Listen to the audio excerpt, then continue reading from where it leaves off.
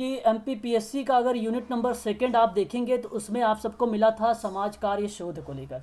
Unit number separate अगर हम बात करते हैं तो 6 आपको मिलेगा उत्तराखंड जो मेडिकल सोशल वर्क है वो, उसमें 6 में मिल जाएगा समाज कार्य शोध। यूजीसी की अगर मैं बात करूँ तो यूनिट नंबर 5 में मिल जाएगा समाज कार्य शोध। तो ये समाज कार्य अनुसंधान पर कुछ महत्वपूर्ण प्रश्न है जो कि एग्जाम में पूछे जा सकते हैं आप सभी से। तो यहाँ प्रश्न बना है कि अनुसंधान का तात्पर्य क्या होता है। ऑप्शन ए कह रहा है कि यह एक उद्देश्यपूर्ण व्यवस्थित गतिविधि होगी।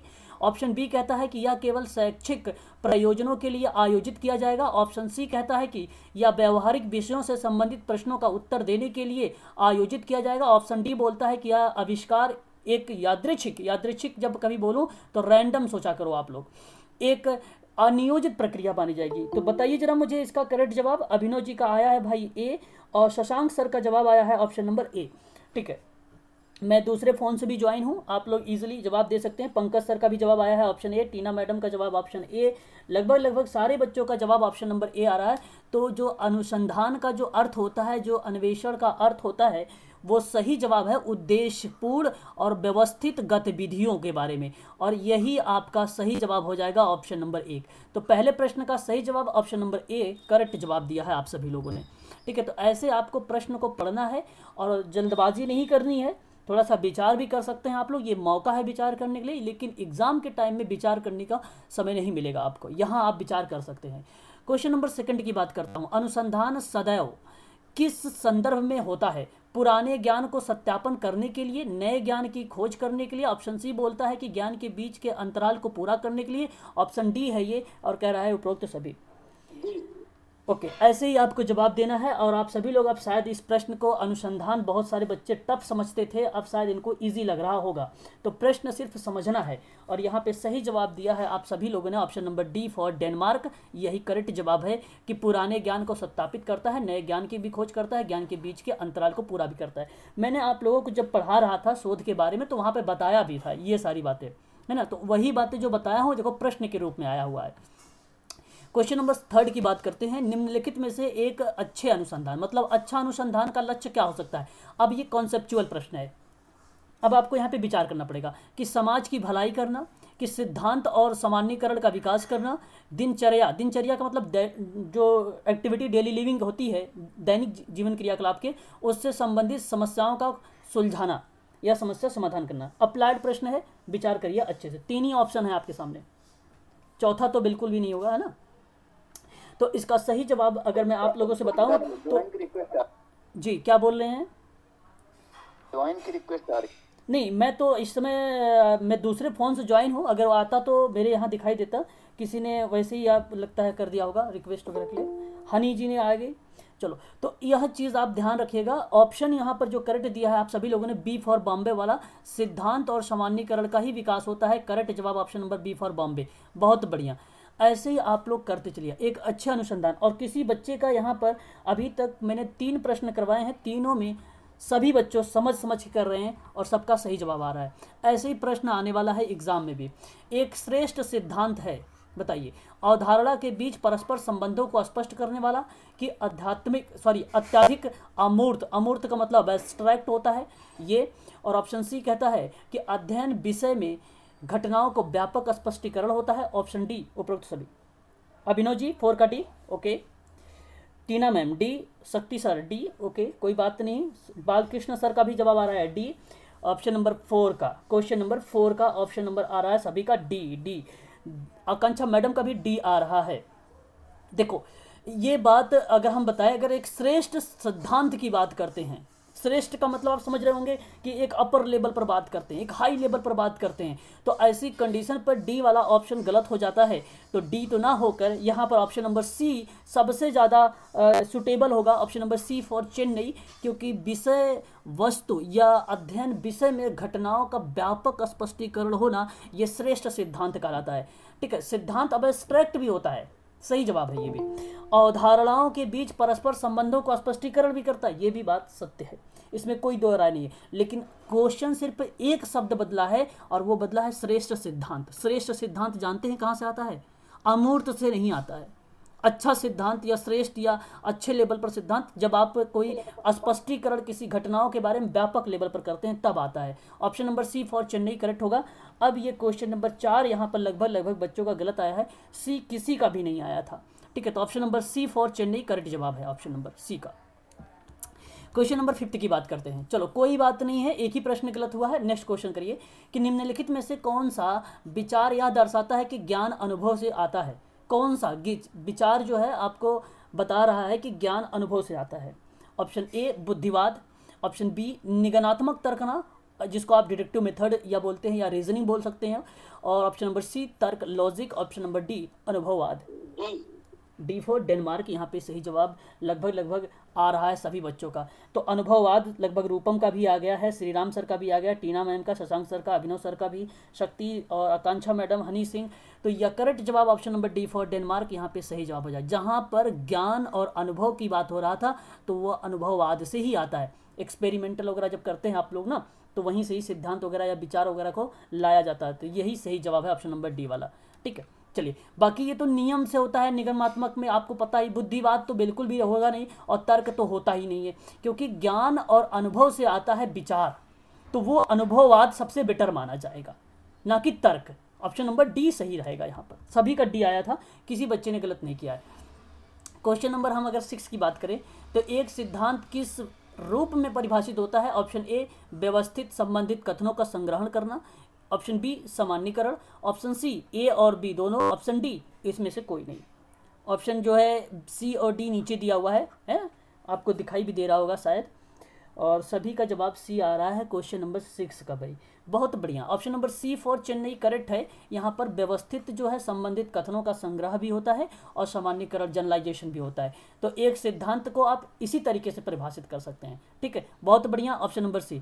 तो समझ कर भी करिएगा आप सभी लोग, और इससे आप सबको क्या होगा, नॉलेज बढ़ेगी, तर्क बढ़ेगा आपका। क्वेश्चन नंबर 7 ज्ञानवाद किसको संदर्भित करता है। प्रश्न अच्छा है। यह सामाजिक विज्ञान के विषय के रूप में प्रयुक्त शब्द होता है। ऑप्शन बी यह रोगों के प्रकार के अध्ययन के लिए प्रयुक्त परिभाषित या परिभाषिक शब्द होता है। ऑप्शन सी यह अध्ययन के क्षेत्र में ज्ञान का स्वीकार स्तर होता है। ऑप्शन डी यह साक्षात्कार तकनीकी होती है। साक्षात्कार तकनीकी है, ये बात सत्य है, लेकिन ये प्रश्न को भी पढ़िएगा। ज्ञानवाद किसको संदर्भित करता है ना। क्वेश्चन नंबर 7 सी आ रहा है अभी इनका जवाब भाई, श्रीराम सर का, दीपा मैडम का, अभिनव जी का ए आया है, टीना सी, फिर और भी बच्चे जो हैं सी की तरफ ज़्यादा जा रहे हैं, और बहुत बच्चे जो हैं ऑप्शन नंबर ए की तरफ जा रहे हैं। देखो जो ज्ञानवाद को संदर्भित करता है ना, वो टेक्निक करता है, वो साक्षात्कार का एक टाइप होता है, एक प्रकार है ज्ञानवाद का। तो ये बेसिकली सामाजिक विज्ञान के विशेष रूप से प्रयुक्त शब्द नहीं है कि आप ज्ञानवाद है। ज्ञानवाद बेसिकली साक्षात्कार की तकनीकी का एक टाइप है। ऑप्शन नंबर आपका डी फॉर डेनमार्क करेक्ट जवाब होगा। यहाँ पे 7वें का सही जवाब option number D for Denmark, यही सही जवाब है। ठीक है, ये आपका सही जवाब हो जाएगा। और सी आप लोग बता रहे हैं कि अध्ययन के क्षेत्र में ज्ञान का स्वीकार करना, ये तो होगा ही होगा, इसमें कोई दो राय नहीं है। लेकिन ज्ञानवाद होता जानते हैं क्या चीज़, ये ज्ञान को स्वीकार करने की बात जो कर रहा है वो आपका अध्ययन के क्षेत्र में कर रहा है, लेकिन ज्ञानवाद जो है वो तकनीकी का क्षेत्र, और वो तकनीकी कौन सी है, साक्षात्कार की। अनुसूची, प्रश्नावली, प्रत्यक्षावलोकन, ये तकनीकी हैं सभी के सभी। और जो उसी में से जो साक्षात्कार है जिसमें दो व्यक्ति आमने सामने बैठकर ज्ञानवाद के बारे में बात करते हैं, ये टाइप बन जाता है। ठीक है, तो ज्ञानवाद जो टाइप है ये बेसिकली आपका option number D for Denmark को रिप्रेजेंट करता है। ठीक है, क्वेश्चन नंबर 8 निम्नलिखित में से कौन सा सिद्धांत का एक कार्य है। वर्तमान ज्ञान का एकीकरण करना या सारांश निकालना सिद्धांत का कार्य। ऑप्शन नंबर बी भविष्यवाणी करना, ऑप्शन नंबर सी घटना की व्याख्या करना, ऑप्शन नंबर डी उपरोक्त सभी। क्वेश्चन नंबर 8 सिद्धांत का काम क्या है। अच्छा प्रश्न है, थोड़ा से टफ मिल गए होंगे आप सबको, लेकिन बताइए मुझे। डी आ रहा सतेंद्र सर को, और रूपम हम का ए आ गया भाई, ऐसा कोई बात नहीं है, डी नहीं होगा। प्रश्न थोड़ा सा विचार करिए। सिद्धांत का जो कार्य पूछा गया, एग्जैक्ट कार्य की बात कर रहा था, तो इसका एकत्र करते हैं ना जी, तो नहीं वर्तमान का सिद्धांत को एकत्र करके जो वर्तमान में जो हमारी सारी चीजें इकट्ठी करके तब सिद्धांत बनाते हैं ना। नहीं, ऐसे थोड़ी ना होता सिद्धांत। तो ये ये सर सिद्धांत, ए हुआ ना सर। अब मेरी बात, भविष्यवाणी कोई बात नहीं, मेरी बात सुन लीजिए आप सभी लोग। जो आप लोग कह रहे हैं कि वर्तमान का जो एकीकरण करना और उसका सारांश निकालना सिद्धांत का काम है, सिद्धांत का काम नहीं है ये। इससे सिद्धांत बनाए जाते हैं। आप किसी चीज़ को अगर रिसर्च करते हैं, शोध करते हैं, तो ये तो वहाँ पे ये होता है, वो उससे प्रिंसिपल्स बनते बनाने हैं, की बात थ्योरी। लेकिन सिद्धांत का कार्य, कार्य का मतलब होता है वर्क, वर्क का मतलब होता है फंक्शन। तो ऐसी क्रियाविधि पर भविष्यवाणी करना ये कार्य होता है सिद्धांत का, प्रिंसिपल का। जो आप काम लगाते हैं, जैसे आपने स्वीकृति का सिद्धांत लगा दिया या आपने गोपनीयता का सिद्धांत लगा दिया, तो इसका मतलब ये हुआ कि अब आप इसकी बात को गोपनीय रखेंगे, एक्सेप्ट करेंगे। आपने ये क्रियाविधि क्या कर रहे हैं, ऐसे सिद्धांत का ये कार्य होता है। तो ये सिद्धांत बता, ये पर्टिकुलर सिद्धांत पूछा है। समाज कार्य शोध तो ये टॉपिक चल रहा है, जिसका मतलब आप कंफ्यूज ना हो कि ये वर्तमान की एकीकरण का, ये बेसिकली शोध की प्रक्रिया है। जो ऑप्शन ए है ये शोध की प्रक्रिया है, ना कि सिद्धांत की प्रक्रिया है। सिद्धांत का कार्य अलग होता है, शोध के कार्य अलग होते हैं। ठीक है, तो option number B for Bombay वाले, अभी किसी बच्चे का बी नहीं आया था, तो बी वाला करेक्ट जवाब हो जाएगा। यहाँ पर भविष्यवाणी की जा सकती है, तो ध्यान रखिएगा। अच्छा प्रश्न था, दोबारा अगर कभी मिल जाए आप लोगों को नज़रों में कि सिद्धांत का कार्य क्या होगा, कार्य, फंक्शन, वर्क, तो आप तुरंत कहना कि भविष्यवाणी करना। ठीक है, इसका सही जवाब हो जाएगा। Option number B for Bombay correct है यहाँ पर। अब ये फैक्ट से है, हालांकि आप लोग थोड़ा सा देख लीजिए, इतना इंपॉर्टेंट नहीं है एग्जाम के लिए, लेकिन आपको बता देता हूँ। 17वीं शताब्दी के महान दार्शनिक थे एक, जो मानते थे कि मानव मस्तिष्क के जन्म के समय कोरे कागज की तरह खाली होता है और यह सबसे अधिक ज्ञान संवेदी अनुभव के माध्यम से प्राप्त होता है।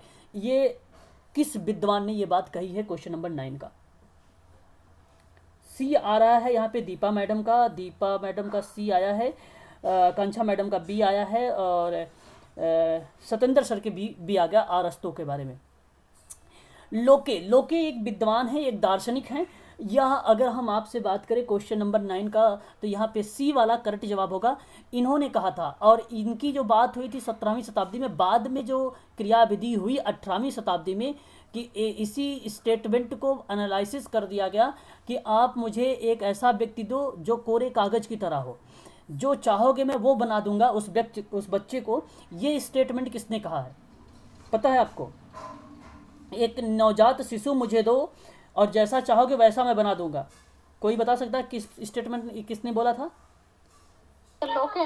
नहीं, लोके 17वीं शताब्दी में बोला था वो बात है, वो तो 17वीं शताब्दी, बाद में 18वीं शताब्दी की बात कर रहा हूँ, बाद में 18वीं। जेबी वॉटसन व्यवहार, हाँ जेबी वॉटसन ने ये व्यवहार के सिद्धांत में बोला था। ठीक है, और ध्यान रखिएगा वॉटसन तो नहीं था, तो लोके का नाम याद रखना, दो लोगों का नाम इसमें ध्यान रखना थोड़ा सा। ठीक है, इंपॉर्टेंट नहीं है, सीटेट वगैरह आप देते तो मैं बताता इंपॉर्टेंट है, परंतु ध्यान रखेंगे इसका भी। प्रत्येक क्षेत्र में अनुसंधान, अब देखो शोध की बात आई है, तो ज्ञान को व्यवस्थित और क्रमिक प्रगति को बढ़ावा देते हैं, लेकिन आविष्कार जो होता है दुर्लभ होता है। प्रश्न दोबारा से रिपीट करूंगा कि प्रत्येक क्षेत्र में अनुसंधान जो होता है वो ज्ञान के व्यवस्थित, अब आपको पता चल रहा वैज्ञानिक, क्रमिक आपको पता चल रहा प्रगति को बढ़ावा देगा, लेकिन आविष्कार दुर्लभ होगा। तो यह ऑप्शन कौन सा होगा? परिणाम का निरंतर आलोचना हो रही है या आलोचनात्मक जांच हो रही है, या ऑप्शन नंबर बी कि एक अंडाकार चैनल से परे है जहाँ पे सोचने के लिए सक्षम होना सामान्य नहीं है, और ऑप्शन सी एक निश्चित सीमा से परे सोचने के लिए सक्षम सामान्य बात नहीं है। ऑप्शन डी अधिकांश लोगों के लिए या उसके संबंधित वांछित ज्ञान को कमी हो रही है। क्या होना चाहिए? सभी लोगों का जवाब आना चाहिए इस प्रश्न का। दीपा का डी आया है, टीना का डी आया है, सतेंद्र जी का डी आया है, और दीपा मैडम का फिर 10 का डी आ गया है, शक्ति सर का डी आया है, भावना मैडम का भी डी आया है।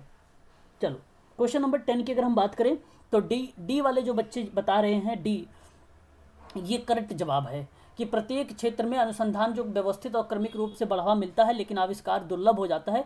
तो ये एक प्रकार से कॉन्सेप्चुअल प्रश्न था। अधिकांश लोगों के संबंधित में वांछित ज्ञान की कमी होती है, जिसकी वजह से ये चीज़ें, आविष्कार जो होता है एक प्रकार से दुर्लभ हो जाता है। Option number D for Denmark यहाँ पे करेक्ट हो जाएगा। ठीक है सतेंद्र जी, और सही जवाब भी दिया था आपने, option number D for Denmark. चलो आगे बढ़ते हैं। Thank you.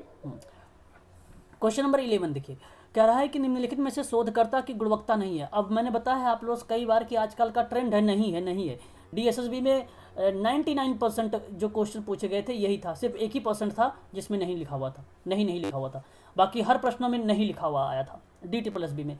तो पहला ऑप्शन कहता है कि दूसरे शोधकर्ता के साथ सामंजस्य स्थापित करना, दूसरा ऑप्शन कहता है कि सचेत मन वाला होना चाहिए। ऑप्शन सी कहता है कि जांच के उत्सुक होना चाहिए। ऑप्शन डी कहता है कि उसके अपने निर्णय को प्रमाणित करना अनिवार्य होता है। क्या होना चाहिए?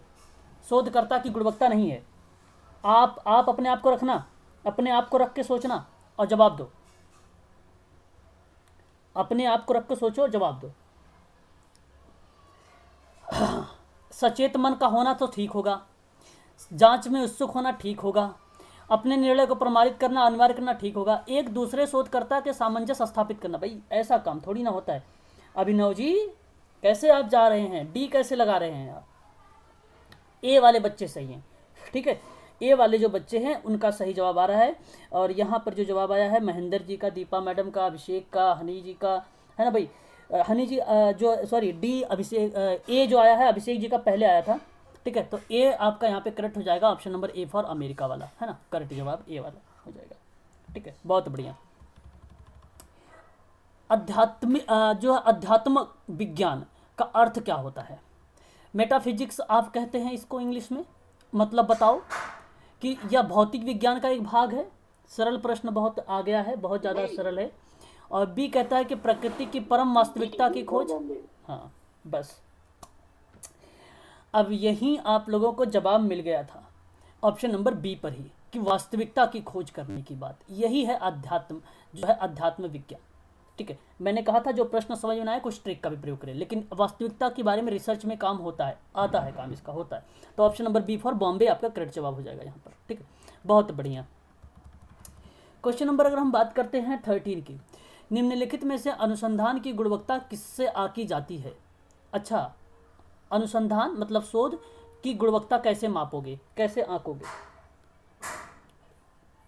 4 ऑप्शन सरल सरल हैं, सामने हैं आप सबके। अनुसंधान की प्रासंगिकता से नहीं होगा आपका, अनुसंधान के संचालन में अपनाई गई पद्धति से होगा। बी वाले बच्चे आ रहे हैं। डी शोधकर्ता के अनुभव से।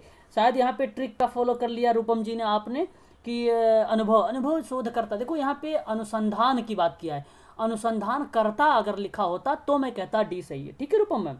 तो डी गलत हो गया जी sir. Option number B for Bombay correct हो जाएगा कि अपनाई गई पद्धति का। और लगभग यहाँ पर अगर हम बात करें तो पंकज जी का भी, सतेंद्र जी का भी, आकांक्षा का भी, सभी का सही आया था, ठीक है। बहुत बढ़िया। ऑप्शन नंबर बी फॉर पद्धति तो सर पहले ही यूज कर लेंगे ना, ये तो गुणवत्ता की बात कर रहा है ना। तो शोध में तो गुणवत्ता तो पूरा रिसर्च होने के बाद पता करेंगे ना।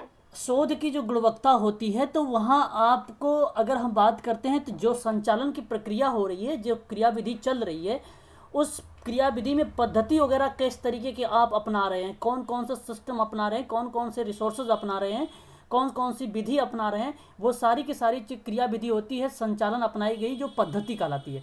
उन पद्धति से हम मानते हैं ये अनुसंधान की गुणवत्ता। अनुभव बेसिकली ये शोधकर्ता का होता है। अगर शोधकर्ता की गुणवत्ता पूछता तो फिर हम लगाते, अनुसंधान की गुणवत्ता नहीं लगाएंगे हम, ठीक है। अनुसंधान की गुणवत्ता नहीं लगाएंगे, ठीक है। क्वेश्चन नंबर 14 आपसे कह रहा है कि निम्नलिखित में से किसे एक समस्या के कई स्वतंत्र अध्ययन के परिणामों पर आधारित सांख्यिकीय आंकड़ों का मूल्यांकन करने की विधि को व्यवस्थित करने के रूप में परिभाषित करेंगे, ठीक है। अच्छा प्रश्न है, बताइए जरा। क्वेश्चन नंबर 14, सांख्यिकीय आंकड़े जो होते हैं उसका मूल्यांकन करने की विधि को व्यवस्थित करने के रूप में जब हम विश्लेषण करते हैं, जाहिर सी बात है आप उसका विश्लेषण कारक होगा, मेटा होगा कि व्यवस्थित होगा। ओके, सब लोग शायद ये सोच रहे हैं कि क्रमबद्ध से कर रहे हैं तो शायद आपका व्यवस्थित होगा, वैज्ञानिक ढंग अपना रहे हैं। यहाँ पर अभी जवाब आया है अभिनव का 14 का बी वाला ही सही जवाब है। पंकज जी का भी आया, हनी जी का भी आया है, ऑप्शन बी करेक्ट है।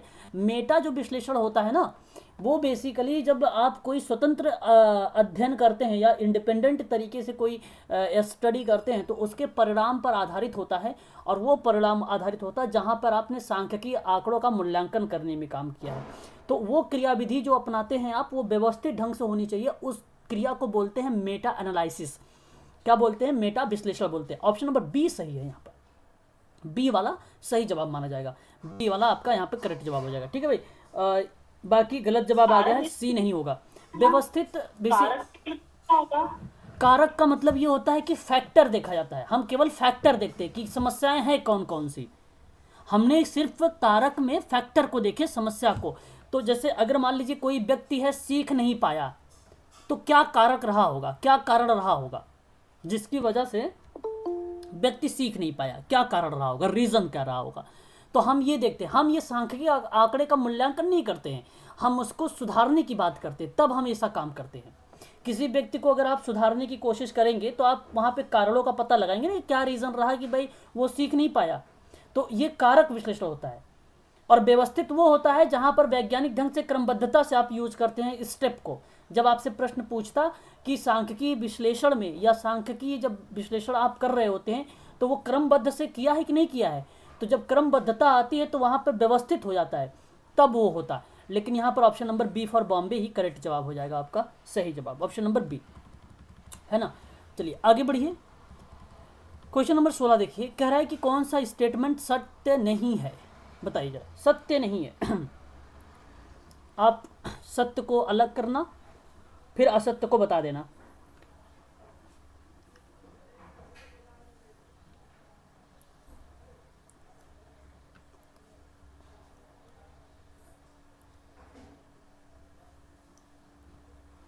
हाँ आ रहा है जवाब आकांक्षा का भी आया है, अभिषेक जी का भी आया है, टीना मैडम का आया है, महेंद्र जी का आया है भाई। ओके, सभी का डी आ रहा है, सब लोगों का डी ऑप्शन आ रहा है, तो इसलिए मैं भी डी पर ही चलूँगा। एक बार देखता हूँ, या अपेक्षा की जाती है कि शोधकर्ता का विस्तृत अध्ययन होना, जाहिर सी बात है होना चाहिए, अध्ययन व्यापक नहीं होगा तो काम कैसे चलेगा। एक अनुसंधान दूसरे अनुसंधान को जन्म देती है, ये भी बात सत्य है, और सभी शोधकर्ता वर्तमान ज्ञान की वृद्धि के योगदान भी होते हैं। अच्छा शोधकर्ता एक अच्छा व्यक्ति होता है, ये जरूरी नहीं है, है ना। सही जवाब ऑप्शन नंबर डी। ये प्रश्न किसी का भी गलत नहीं हुआ, सभी का आया है डी, वेरी गुड, बहुत बढ़िया।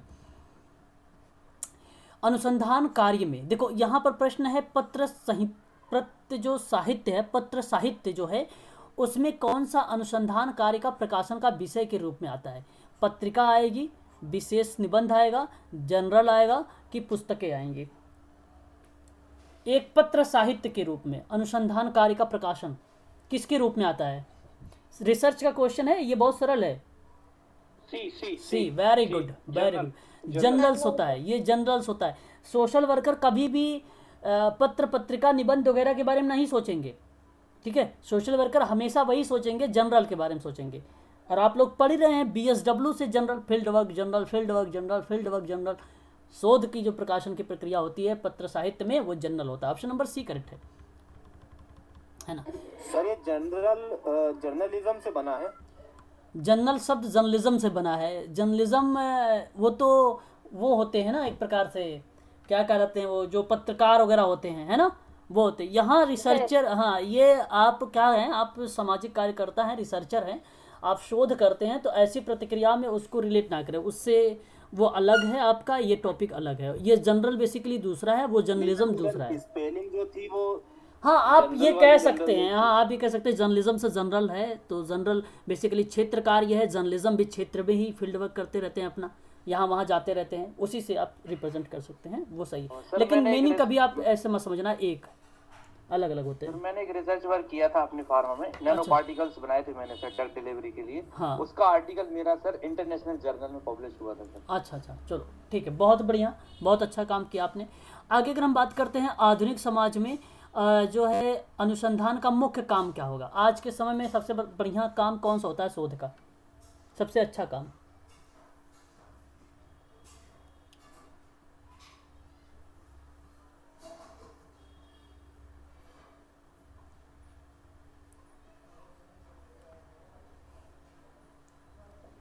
देखो चलो आगे हम बात करते हैं ज्ञान के क्षेत्र में प्रगति के साथ अगर हम बात करें तो उसके साथ गति बनाए रखना, गति बनाए मतलब ज्ञान के क्षेत्र की प्रगति के साथ गति बनाए रखना, ये आपका हो जाएगा, ठीक है। और नई नई चीज़ों की खोज करना, ये तो होगा।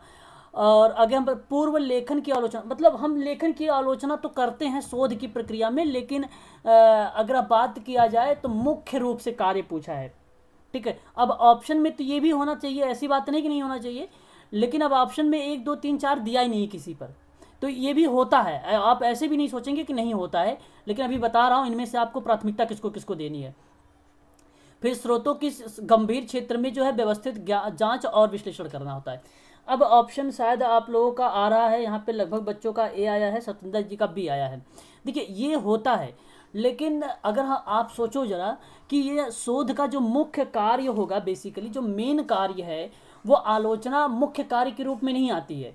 हम जब कोई चीज़ नहीं रह जाती है, हम जिस पे शोध करते हैं, रिसर्च करते हैं, तो हम आलोचना कर देते कि भाई ये थ्योरी में अगर ये चीज़ें अगर होती तो अच्छा होता, ठीक है, हम इस तरीके की बातें करते हैं। लेकिन अगर वो कोई चीज़ लिख कर गया है, आपको रख के गया है, तो आप बहुत करोगे तो अपने बॉस के सामने ये बात बोल सकते हो कि सर ये तो गलत लिखा है, ये मात्रा नहीं सही लगाया है, इस पे छोटी ई की मात्रा नहीं, स्पेलिंग सही नहीं लिखा है ये। तो पूर्व लेखन जो लिख कर गया था उसकी आलोचना कर रहे हैं आप, और ये आलोचना थोड़ी ना हुआ, एक प्रकार से आप उस व्यक्ति को सीधा सीधा गलत कर रहे हैं। तो पूर्व लेखन आलोचना नहीं होती है, ठीक है। यहाँ पर पूर्व लेखन था, अगर उसके विचार थे तो वहाँ पर वो करेक्ट हो जाता। अब विचार होता तो ठीक होता, विचार के आप कर सकते थे आलोचना, लेखन का नहीं। तो यहाँ पर ऑप्शन ये वाला आप काट दीजिए, बाकी जिस पे मिल जाएगा वही करेक्ट हो जाएगा। तो 4, 2, 1 आपको देखिए इसमें मिल रहा है, ऑप्शन नंबर ए वाला करेक्ट हो जाएगा, ठीक है। तो ऐसे प्रश्नों को आप थोड़ा सा अपने कॉमन सेंस का भी प्रयोग करिएगा कि ये क्यों नहीं हो सकता, रीज़न है क्यों नहीं हो सकता। विचार होते तो हो जाता, विचार अगर होता तो हो जाता, ठीक है। तो ये क्रियाविधि बेसिकली आज के समय में चल रहा है। आधुनिक समाज मतलब आज का समाज, समाज कार्य से संबंधित आप लोग पढ़ रहे हैं, तो इसलिए आज का चीज़ें रिप्रेजेंट करें, देखें, उसके बारे में सोचें, विचार करें। एक और प्रश्न देखिए, कह रहा है कि निम्नलिखित में से कौन सा सिद्धांत है जो परिभाषित करने का संदर्भ में सत्य होगा। Question number 19।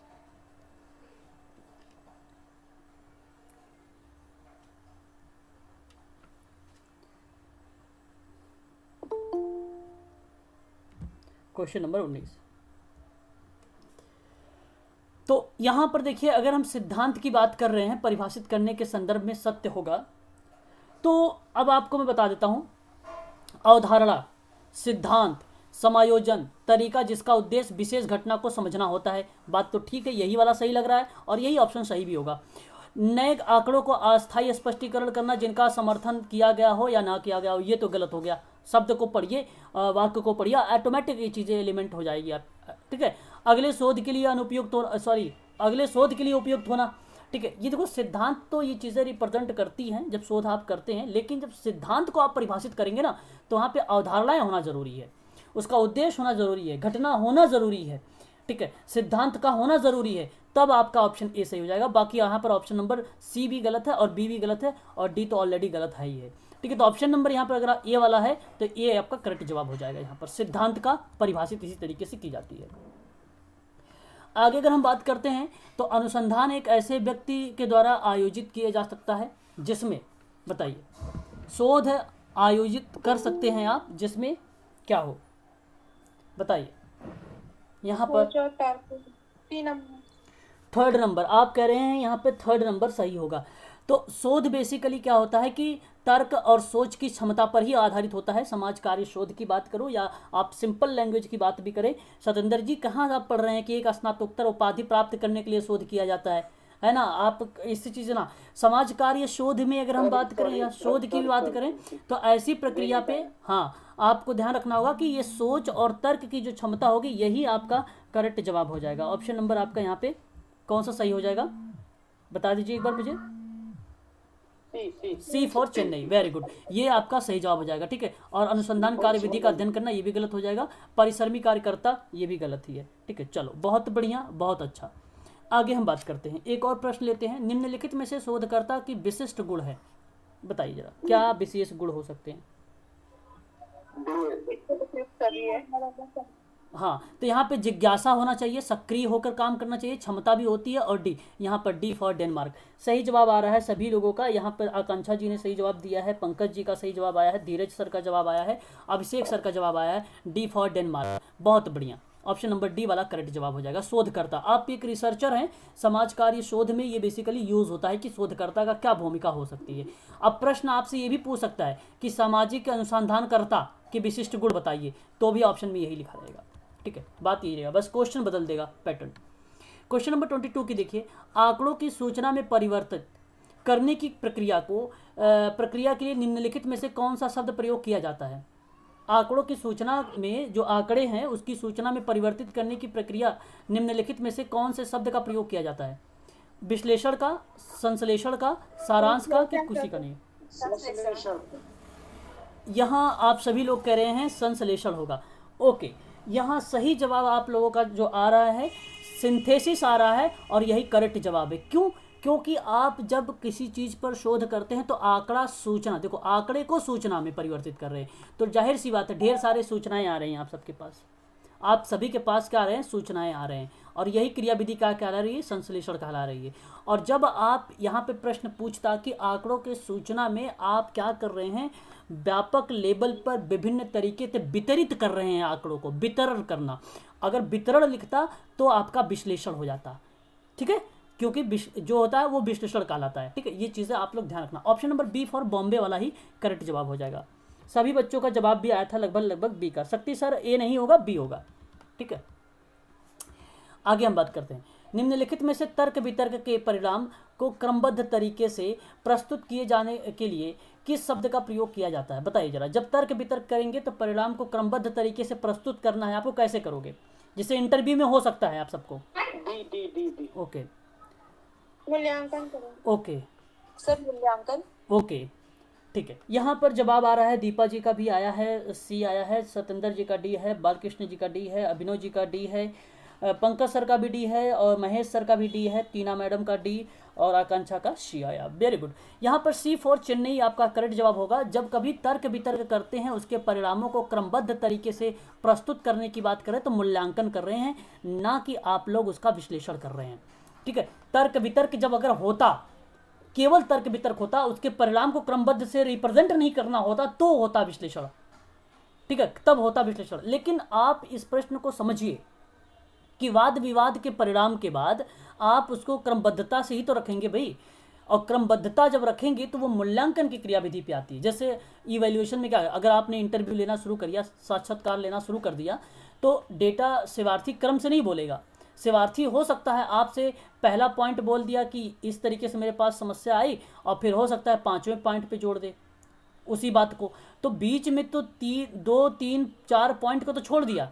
लेकिन जब आप मूल्यांकन कर लिए, तर्क वितर्क कर लिए, जब उसके परिणाम पर जाते हो तो ऐसी कंडीशन पर आप उसको क्रम बैठाओगे, तब आप उसको कहोगे भाई 1, 2, 3, 4 ऐसे होगा, ये क्रम बनाओगे। और ये क्रम जब तर्क वितर्क होने के बाद का बात आप कर रहे हैं, परिणाम की बात करें, वो मूल्यांकन में होता है। Option number C for Chennai वाला करेक्ट जवाब हो जाएगा यहाँ पर, ठीक है, चेन्नई सही हो जाएगा, ठीक है। महेंद्र जी आगे देखिए। एक शोधकर्ता सामान्यतः क्या अपेक्षित करता है? वर्तमान साहित्य क्षेत्र में अध्ययन करता है कि नए सिद्धांत और नियमों का सृजन करता है? शोधकर्ता, ध्यान सुनिएगा, और विभिन्न विचारों का संश्लेषण करता है? उपरोक्त में से कोई नहीं। सतेंद्र जी बी आया है, दीपा का भी बी आया भाई, बालकृष्ण का भी, आकांक्षा का भी, पंकज सर का भी, अभिनव जी का भी, टीना मैडम का भी, शक्ति सर का भी, लगभग सभी का भी, श्री राम सर का भी आ गया। वेरी गुड, यही करेक्ट जवाब है, यही आपका बी फॉर बॉम्बे ही सही जवाब है कि नए सिद्धांत और नियमों का सृजन करना ही शोधकर्ता का सामान्यतः एक अपेक्षा किया जा सकता है, ऐसी क्रियाविधि हो सकती है। तो ये करेक्ट जवाब है आपका। क्वेश्चन नंबर 25, निम्नलिखित में से अंता विषय के बारे में बात कर रहा हूँ, और शोध या अनुसंधान, बात एक ही है, का मुख्य उद्देश्य क्या होगा? अंता विषय में बताइए। अनुसंधान के लिए समग्र दृष्टिकोण को रखना, अनुसंधान ज्ञान क्षेत्र के लिए एक ही विषय पर बल देने के महत्व को कम करना, और अनुसंधान की समस्या को सहज बनाना, कि अनुसंधान कार्य प्रणाली के क्षेत्र में नई प्रवृत्ति को ज्ञान बढ़ाना। और अंतः विषय अनुसंधान का मुख्य उद्देश्य क्या होगा बताइए? ए आ गया है जवाब मेरे पास, सतेंद्र जी का भी, आकांक्षा जी का भी। ओके ओके, शक्ति सर डी शक्ति सर नहीं होगा, है ना, पंकज सर डी नहीं होगा। यहाँ पर जो अंतः विषय अनुसंधान का मुख्य कार्य होगा, ऑप्शन नंबर ए सही होगा कि अनुसंधान के लिए समग्र दृष्टिकोण को रखना, यही करेक्ट जवाब होगा। जब तक समग्र दृष्टिकोण नहीं रखेंगे तो कैसे आप काम कर पाएंगे भाई?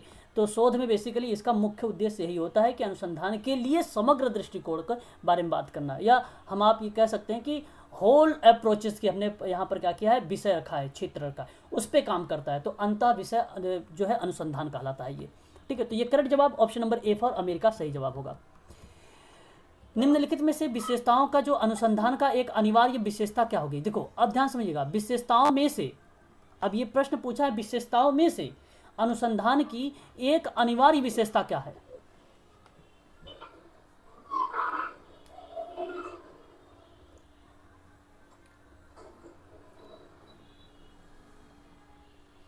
अच्छा प्रश्न है, सबका जवाब आ रहा है यहाँ पर। बी भी आ रहा है, सी भी आ रहा है रूपा मैडम का, और बी लगभग ज़्यादा जनसंख्या में बी आ रहा है यहाँ पर। 26 का अगर हम बात करें तो बी फॉर बॉम्बे, सामान्यीकरण जनरलाइजेशन इज द करेक्ट जवाब। ठीक है, बहुत बढ़िया। तो अनुसंधान का जो अनिवार्य विशेषता बताता है वो जनरलाइजेशन वाला ही सबसे बेटर माना जाएगा, है ना। आप थोड़ा सा प्रश्नों को पढ़िए, ऑप्शनों को भी पढ़िए कि क्या ये बताएगा पुनरावृत्ति बार बार जो आप कर रहे हैं क्रियाविधि, रिपीटेशन वाली जो क्रियाविधि हो रही है वो क्या बताती है विशेषताओं में से अनुसंधान की एक विशेषता? नहीं। प्रयोजन की अगर हम बात करें तो ये भी नहीं, है ना। तो यहाँ पर आपका जो करेक्ट जवाब होगा वो आपका सामान्यीकरण होगा, जनरलाइजेशन होगा, है ना। तो यही आपका करेक्ट जवाब होगा, option number B for Bombay वाला। प्रयोजक को बता दीजिए, प्रयोजक क्या होता है? प्रयोजक का मतलब होता है कि जो चीज़ें, देखो यहाँ पे लिखा हुआ है अस एबिलिटीज़ के बारे में, और इसके चीज़ें वो हुआ कि जो चीज़ें वैलिड ना हो, जो चीज़ें वैलिड ना हो, जो चीज़ें वैधता के रूप में ना हो, विश्वसनीयता के रूप में ना हो, उसकी बात करा प्रयोज्य के बारे में। ठीक है, तो कभी कभी इंग्लिश भी, हिंदी का इंग्लिश भी देखेंगे तो समझ में आएगा, अदरवाइज नहीं समझ में आएगा आप लोगों को। यूजेबिलिटी है ना, यूजेबिलिटी है वो। सॉरी यूजेबिलिटी कर सकते हैं, हाँ यूजेबिलिटी कह सकते हो। ठीक है, यही चीज़ हो जाएगी आपका प्रयोज्य। यूजेबिलिटी का मतलब यही होगा ना कि प्रयोजन योग्य। हाँ प्रयोजन, यूजेबिलिटी नहीं, यूजेबिलिटी की स्पेलिंग क्या होगी? बातों को आप लोग ध्यान से सुनिए एक बार, कि जो प्रयोजकर्ता की बात मैं कर रहा हूं, जहां पर अनुसंधानकर्ता के अनुभव की गुणवत्ता को हम रिप्रेजेंट करते हैं प्रभावशीलता के रूप में, दक्षता के रूप में, समग्र के रूप में, तो वो चीज़ें हमें देखने को मिलती है। लेकिन प्रश्न ये नहीं है कि आपसे शोधकर्ता पूछा है, प्रश्न आपसे पूछा है विशेषताओं में अनुसंधान का अनिवार्य विशेषता कौन सी है। कंपलसरी आपकी सामान्यीकरण होगा, सी गलत होगा। महेंद्र सर शायद आप ही का सवाल था ये, हैं? बात समझ में आई आपको? नहीं, मेरा नहीं समझ में था सर, ये नहीं समझ में आया? फिर से रिपीट करूं मैं एक बार दोबारा से? नहीं सर, मेरा ये क्वेश्चन नहीं था, मुझे तो समझ में आ गया है क्योंकि वो जी हाँ बताइए, अभी इसमें क्या समझ में नहीं आया है? फिर बताइए, मैं आगे बढ़ूं, या बताइए मैं बताता हूं आपको जो समझ में नहीं आया है। इसमें आपको इतनी बात ध्यान रखनी है कि जो अनुसंधान करता होता है, यानी आपकी अनुभव, जो आपका अनुभव है उसकी गुणवत्ता को हम क्या करेंगे, देखेंगे। ठीक है, वो चीज़ें होती है, तो वो कहलाती है प्रयोज्यवाद, वो कहलाती है आपकी प्रयोज्य। और ठीक है, वो प्रयोज्य कहलाएगी। प्रयोज्यवाद हम नहीं समझेंगे आप लोग, प्रयोज्यवाद दूसरा हो जाता है ना। तो ठीक है, तो यहाँ पर बेसिकली जो होगा वो बहुआयामी दृष्टिकोण होता है, बहुआयामी तरीके से हम वर्णित करते हैं इसको। और बहुआयामी का मतलब होता है विभिन्न तरीके से। बहुआयामी सामान्यीकरण में भी होता है, लेकिन पर्टिकुलर एक लक्ष्य के प्रति होता है। लेकिन बहुआयामी प्रयोज्य में जब होता है वो किसी पर्टिकुलर लक्ष्य के प्रति नहीं होता है, किसी की भी पर्टिकुलर हो सकता है। तो ये शोधकर्ता के अनुभव पर होता है। ठीक है, तो याद रखिए यहाँ पे अनुसंधान की अनिवार्य विशेषता सामान्यीकरण, करेक्ट जवाब होगा बी फॉर बॉम्बे वाला ही, बी ही सही जवाब है, बी सही जवाब है। किसी अनुसंधान की गहनता को किसके द्वारा आंका जाता है, बताइए?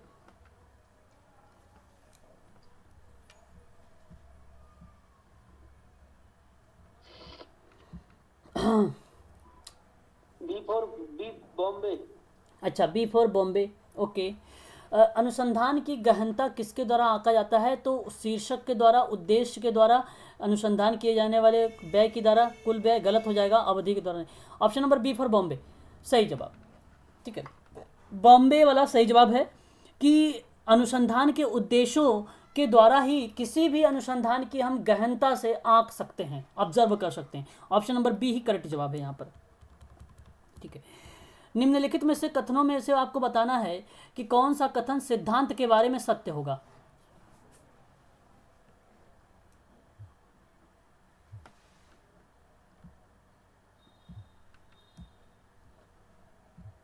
D sir.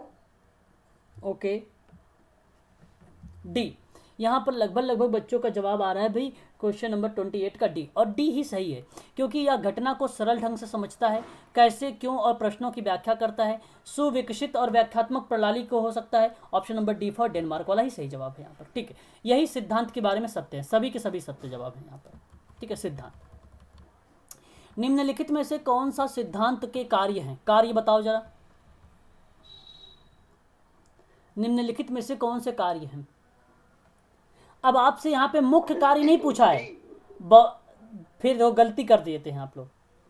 आप सभी लोगों ने, आप सबको ध्यान रखना है यहाँ पर कि प्रश्नों का पैटर्न किस तरीके से बनाया जा रहा है या कैसे प्रश्न बन रहा है ना। उन चीज़ों को हमें थोड़ा सा विचार करने के योग्य है ना। 29 का सी होगा, 29 का सी होगा। ओके, भविष्यवाणी करना, भविष्यवाणी करना। ओके, चलिए देखो, अभी मैंने आप लोगों से एक प्रश्न करवाया भी था और आप लोगों ने उसका जवाब भी मुझे दिया था।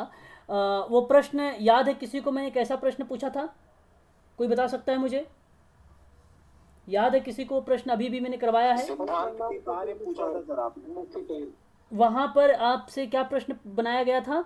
आपसे बनाया गया था कि सिद्धांत का एक कार्य बताइए, और उस प्रश्न में एक ऑप्शन भी था वर्तमान ज्ञान को लेकर। ठीक है, बात को समझिएगा, जहाँ पर एकीकरण का और सारांश की बात कर रही थी। फिर दूसरा ऑप्शन था आपका भविष्यवाणी करने को लेकर, तीसरा ऑप्शन था घटनाओं की व्याख्या करने को लेकर था। ठीक है, और मैंने आप लोगों से बताया था कि उसका जो सही जवाब होगा भविष्यवाणी करना। तो आप जरा मुझे बताइए कि उस प्रश्न में ये प्रश्न पूछा गया था कि कौन सा सिद्धांत का एक कार्य है, और ठीक उसी तरीके से यहाँ पे कौन से सिद्धांत का कार्य है? Option number B for Bombay वाले जो बच्चे कह रहे हैं भाई, यहाँ पर बॉम्बे वाले, यही करेक्ट जवाब हो जाएगा, भविष्यवाणी करना। बहुत बढ़िया, बी फॉर बॉम्बे आपका करेक्ट जवाब हो जाएगा यहाँ पर। ठीक है, यही आपका सही जवाब होगा, option number B for Bombay वाला ही। ठीक है, चलिए बहुत बढ़िया, आगे हम बात करते हैं नेक्स्ट क्वेश्चन पर। एक प्रश्न ये है कि एक शोध अध्ययन की संभाव्यता, मतलब अभी मैंने आप लोगों को पढ़ाया भी था प्रोबेबिलिटी और नॉन प्रोबेबिलिटी में। ठीक है, तो यहाँ पे संभाव्यता प्रायः किस बात पर निर्भर होती है? लागत कारक पर, कि अनुसंधान के संचालन करने के समय में आवश्यकता पर? देखो, अब प्रश्न का पैटर्न थोड़ा सा अच्छा। ऑप्शन सी भी देखते हैं, शोधकर्ता के कौशल संग्रहण पर, कि उपरोक्त सभी। बताइए भाई, शोधकर्ता के कौशल तो जाहिर सी बात है, जब भी शोध अध्ययन करेंगे तो वो होगा शोधकर्ता। जब ये भी होगा और आवश्यकता भी होगी तो लागत कारक ऑटोमेटिक आप जोड़ लिया करें, ऑप्शन नंबर डी। जब दो सही हो रहे हैं, एक नहीं समझ भी आ रहा है, तब भी आप लोग लगा दिया करें ऑप्शन नंबर डी को ही। ठीक है, तो डी वाले बच्चे सही हैं, शक्ति सर का सही है, कंचन जी का सही है। ठीक है भाई, टीना मैडम, पंकज जी, ठीक है, आकांक्षा मैडम, दीपा मैडम, सबका सही आ रहा है, option number D for Denmark वाला। ठीक है, क्वेश्चन नंबर 31 देखिए कि एक अनुभववादी का मानना क्या होगा? बताइए कि सामाजिक विज्ञान जो अनुसंधान है वो प्रकृति के विज्ञान की विधि पर लागू नहीं किया जाना चाहिए। ऑप्शन बी कहता है कि सामाजिक विज्ञान की विधि को प्राकृतिक विज्ञान को लागू नहीं किया जा सकता। ऑप्शन सी कहता है कि ज्ञान हमारी संवेदनात्मक धारणाओं के माध्यम से हासिल किया जाता है। ऑप्शन डी कहता है इनमें से कोई नहीं। बताइए, ऑप्शन नंबर सी आ रहा है जवाब यहाँ पर, महेंद्र जी का आया है, और उसके बाद अगर हम बात करें आकांक्षा मैडम का सी आया है, बालकृष्ण का सी आया है, दीपा जी का सी आया है, और टीना मैडम का भी सी आ रहा है, रूपम मैडम का भी सी आ रहा है।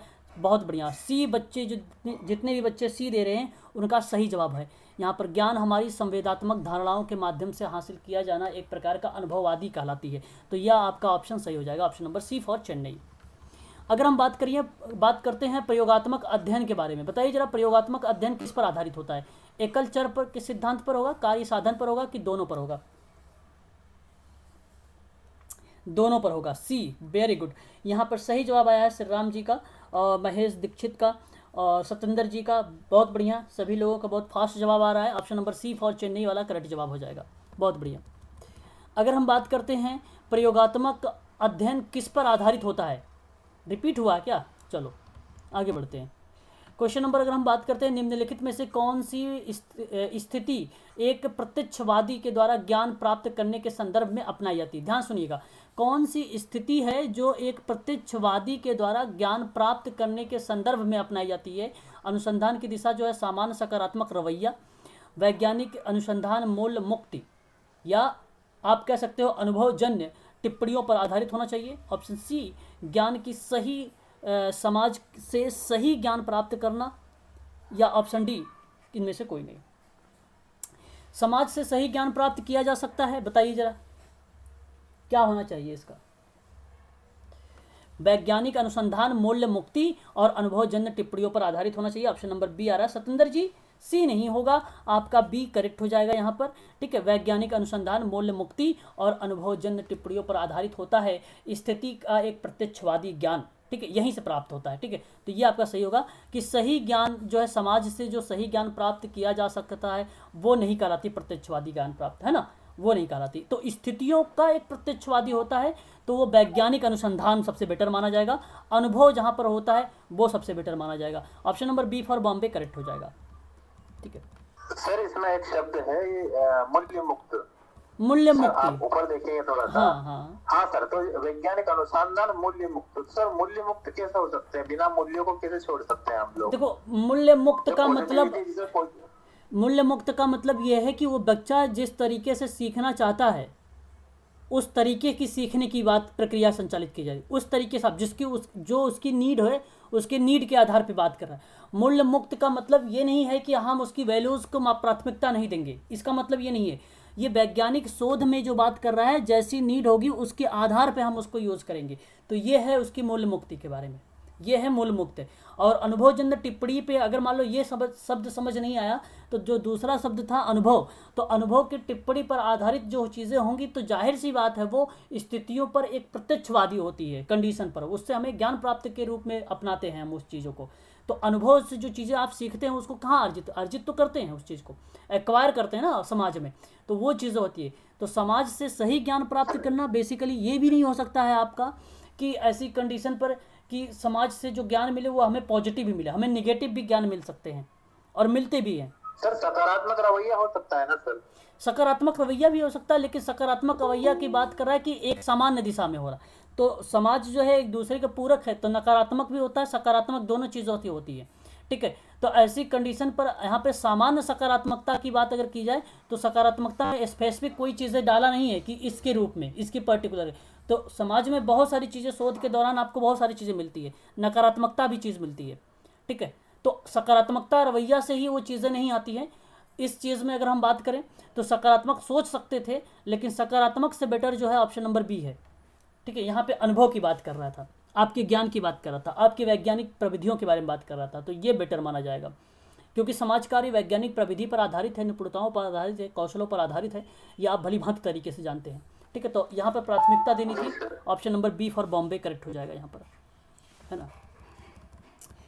निम्नलिखित में से कौन सी दृष्टि जो होती है, दृष्टिकोण का मतलब होता है अप्रोच या परिपेक्ष या आप कह सकते हो उपागम, जो कि इस धारणा पर आधारित है कि सामाजिक घटनाओं का कारण एक प्रभाव, देखो कारण और प्रभाव, प्रश्न बहुत सरल है, कि परिपेक्ष में समझा जा सकता है।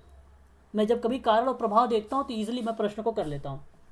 ठीक है, और ये आपका क्या कहलाएगा बताइए जरा, प्रत्यक्षवाद, व्याख्यावाद, गुणात्मक, क्या कहलाएगा? प्रत्यक्षवाद, वेरी गुड। यहाँ पर अगर हम बात कर रहे हैं प्रत्यक्षवाद, तो आप भली भांति तरीके से जानते भी हैं, आप सबको पता होगा अच्छे तरीके से कि जो राजनीति विज्ञान है उस राजनीति विज्ञान में प्रत्यक्षवाद एक सिद्धांत है जो वैज्ञानिक पद्धतियों से प्राप्त ज्ञान के बारे में बात करता है, जहाँ पर विश्वसनीयता और प्रामाणिकता को मानता है। तो जब विश्वसनीयता और प्रामाणिकता को मानोगे तो जाहिर सी बात है कारण और प्रभाव के ही रीजन से आते हैं। तो ऑप्शन नंबर आपका ए फॉर अमेरिका वाला ही करेक्ट जवाब हो जाएगा यहाँ पर। ठीक है, तो ये ऑप्शन आपका सही है, ऑप्शन नंबर ए वाला प्रत्यक्षवाद करेक्ट जवाब हो जाएगा। हाँ सर ये प्रत्यक्षवाद और प्रयोगवाद दोनों एक ही है क्या? नहीं, प्रयोगवाद अलग है। ठीक है, प्रयोगवाद अलग है। जैसे कि प्रयोगात्मक में भी हम कारण और प्रभाव को जानते हैं और प्रत्यक्षवाद में भी हम कारण और प्रभाव को जान रहे हैं। देखो तो प्रयोगवाद बेसिकली क्या होता है, अगर हम बात करें आप लोगों से, तो प्रयोगवाद बेसिकली प्रयोग से संबंधित है, एक्सपेरिमेंट से संबंधित है, बात सही है वहाँ पर। ठीक है, लेकिन आप थोड़ा सा प्रश्न को समझने की कोशिश करिए कि प्रयोगवाद जो होता है वो सत्य को जानने का एक साधन होता है, हम सत्य को जानने की कोशिश करते हैं। तो तो बेसिकली हम उसके प्रभाव को ना देख के हम उस पर कारण के बारे में ज़्यादा फोकस करते हैं प्रयोगवाद में, ठीक है। लेकिन जो प्रयोगवाद है और प्रत्यक्षवाद है वो अलग है। प्रत्यक्षवाद कहता है कि भाई मैं केवल कारण और प्रभाव दोनों को प्राथमिकता दूंगा, जहाँ पर वैज्ञानिक पद्धति होगी, केवल वैज्ञानिक पद्धति होगी, उसी से प्राप्त जो ज्ञान होगा उसमें विश्वसनीयता और प्रामाणिकता होती है। तो इस वजह से हम कहेंगे ये प्रत्यक्षवाद होगा, प्रयोगवाद हम नहीं बोलेंगे इसको, ठीक है। बात समझ में आई? सर यहाँ सामाजिक घटनाओं की जगह पे अनुसंधान आ जाता तो प्रयोगवाद आंसर होता। सामाजिक घटनाओं का जो होता है, अगर हम यहाँ पे क्या लिख दें, कारण और प्रभाव के क्या लिख दें, अनुसंधान घटनाओं में जो है कारण और प्रभाव का जो परिपेक्ष होगा समझा। देखो शोध, फिर क्वेश्चन अधूरा हो गया आपका, फिर क्वेश्चन अधूरा हो गया। क्वेश्चन आपसे ये पूछता, फिर वहाँ पे कारण और प्रभाव देखो बेसिकली फिर मैं बता रहा हूँ आप लोगों से, प्रयोगवाद ध्यान समझिए, ये बेसिकली अगर इसकी हम बात करते हैं तो प्रयोगवाद केवल कारण जानने की बात करता है और ये सत्यता की बात करता है, यथार्थ चीज़ों के बारे में बात करता है, ठीक है, ये यथार्थता के बारे में बात करता है प्रयोगवाद। लेकिन अगर हम बात करते हैं प्रत्यक्षवाद का, तो वो प्रभाव उसमें 110% होगा, उसमें 110% होगा प्रत्यक्षवाद में। और प्रयोगवाद में हम बेसिकली कारण को सबसे ज़्यादा प्राथमिकता देते हैं, 99% कारण देंगे। तो प्रश्न में आपसे ये से पूछता कि समाज कार्य शोध की घटना के कारण, ठीक है, हमने जो यथार्थता की खोज की है वो किन में आती है, या यथार्थता या विश्वसनीयता या प्रामाणिकता के बारे में बात करता, तो निम्न में किसको समझेंगे, तब प्रयोगवाद देता, तब आपको प्रयोगवाद देता, तो आपका वहाँ पे करेक्ट जवाब हो जाता है। प्रयोगवाद, रिपीट कर रहा हूँ, एक प्रकार से ये जो है सत्यता पर आधारित है, सत्य की खोज करता है, सत्य के बारे में बात करता है, और ये एक साधन के रूप में आता है। किसके रूप में आता है? साधन के रूप में आता है। तो साधन को जानने की जो क्रियाविधि होती है वो प्रयोगवाद में होती है, साधन को जानना, ठीक है, साधन को जानना, यथार्थ को जानना, वो प्रयोगवाद होता है, ठीक है। ये चीज़ आप ध्यान रखिएगा थोड़ा सा, ठीक है। आगे चले, निराशावाद हो जाएगा, अहम की प्रधानता हो जाएगी, ठीक है, ये सारी चीज़ें आपको वहाँ पे प्रयोगवाद में मिलेगा, है ना। प्रेम भावनाओं का बारे में अगर बात करें तो भी वो प्रयोगवाद ही हो जाएगा आपका, है ना। बेसिकली एक्सपेरिमेंटल पर ही आधारित होता है प्रयोग, ठीक है, तो वो चीज़ हो जाती है। क्लियर हुआ कि नहीं क्लियर हुआ, बता दीजिए एक बार मुझे। जी सर। एक प्रश्न देखिए, इनमें से व्याख्यात्मक अनुसंधान का एक रूप है जिसमें अनुसंधान करता कार्य सैद्धांतिक प्रतिरूप को विकसित करता है, फिर यह तय करता है कि व्यावहारिक रूप से आंकड़े प्रतिरूपित कैसे किए जाए। अच्छा प्रश्न है, बताइए। वर्णनात्मक अनुसंधान सर। वर्णनात्मक अनुसंधान, कारण प्रतिरूपण होगा, कारण प्रतिरूपण होगा यहाँ पर, कि व्याख्यात्मक अनुसंधान एक रूप है जहाँ अनुसंधान करता यानी आपका कार्य सैद्धांतिक प्रतिरूप में यानी एक मॉडल में विकसित हुआ है, तो वो व्यवहारिक रूप से आंकड़े का जो प्रतिरूप उपयुक्त होता है वो बेसिकली आपका क्या कहलाता है, कारण प्रतिरूप कहलाता है। तो ये ऑप्शन आपका सही होगा, वर्णनात्मक नहीं होगा। वर्णनात्मक बेसिकली होता है,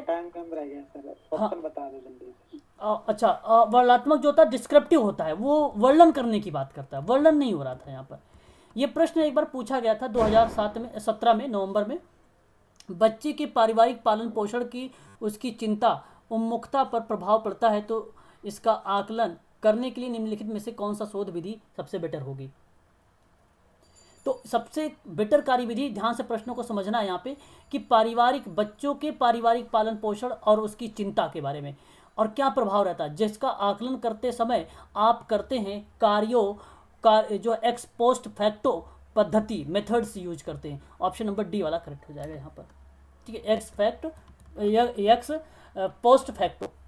अगर हम बात करते हैं अनुसंधान की वैज्ञानिक पद्धति का मुख्य उद्देश्य क्या होगा, मुख्य उद्देश्य की बात करते हैं तो अप्रमाणिक जो है, देखो यहाँ पे ध्यान समझिएगा, वैज्ञानिक पद्धति का मुख्य उद्देश्य अप्रमाणिक संबंधों को समाप्त करना इसका मुख्य उद्देश्य बन जाएगा। ऑप्शन नंबर आपका यही सही जवाब है, बी फॉर बॉम्बे वाला, बी फॉर बॉम्बे वाला। सर कौन सा सही है सर? ये 34 के बाद सीधे सर 54 होने लगा है सर, 54-55 हो गया। नहीं, जो है इंपॉर्टेंट क्वेश्चन थे मैंने उसी को लिया है, ठीक है, क्वेश्चन जो इंपॉर्टेंट थे वही मैंने लिया है, ठीक है। क्वेश्चन तो और भी थे, ये पीडीएफ व्हाट्सएप कर देना सर आप। Okay okay okay. कौन सा अनुसंधान, मैंने क्वेश्चन जो इंपॉर्टेंट लिए हैं जो पूछे जाते हैं उसी के आधार पर बनाया है। कौन सा अनुसंधान दृष्टिकोण कारकों के मध्य संबंध स्थापित करने के लिए उपयुक्त होता है? देखिए कारकों के मध्य में संबंध स्थापित करने की बात किया है।